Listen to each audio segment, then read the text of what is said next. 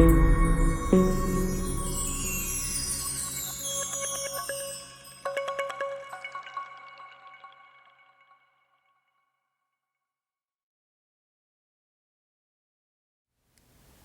good day, friends. Welcome back to another Truth for Today. I'm Pastor Mike, coming to you from the Lighthouse Baptist Church here in Seagrove. And we hope that you are doing well today.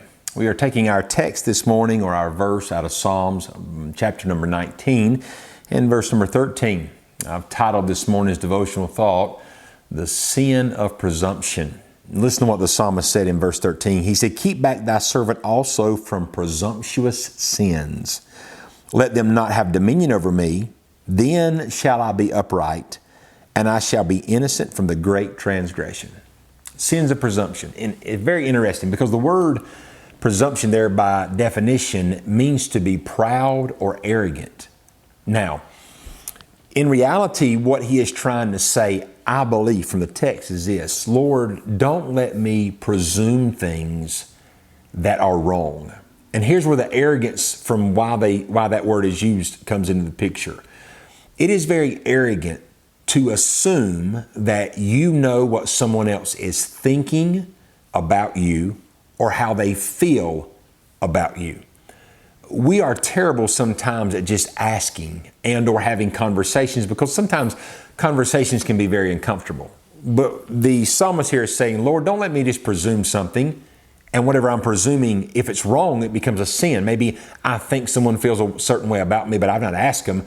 I assume that or presume it, and then I start treating them differently. Therefore, the sin lies on me, not on them, because I never asked. I never knew. And notice this, what he says. He says, "Keep back thy servant also from presumptuous sins.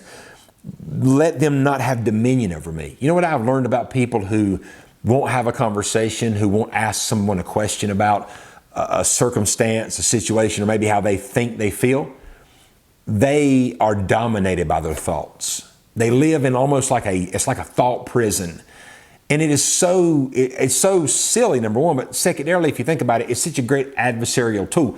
The adversary uses that against us all. Some of the greatest, most tormenting places that we ever get to in our life is in our thoughts, what we think. Can I say that it is a terrible idea to live under that kind of bondage? In bondage to you or I being so arrogant to think we know what other people are thinking. Half the time we don't even know what we're thinking, okay? And the Holy Spirit does not make us aware of what other people are thinking. We have to presume that.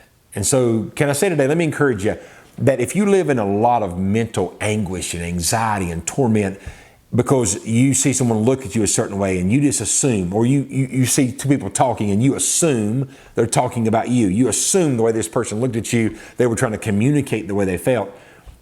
Do yourself a favor. Get over yourself, number one. You're not that smart. You don't know what nobody's thinking. And if you're worried about it, ask them. You never know, they might have had a bad day. You never know that those two people that were talking over there, they may not have been talking about you at all. However, the presumptuous sin will dominate your life. I'm interested lastly in this, and I'm done. He says this, he said in verse number 13, "Then, only whenever I get control of my presumptuous thinking, then shall I be upright and be innocent of the great transgression."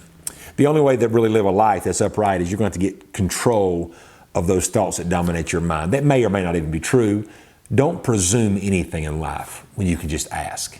I hope today's devotional thought will set you free if you are the kind of person who is perpetually dominated by your thought life. It can be tormenting, and it keeps a lot of people really discouraged and defeated. So as always, we hope this will encourage you, challenge you, and may the Lord richly bless you today is our prayer.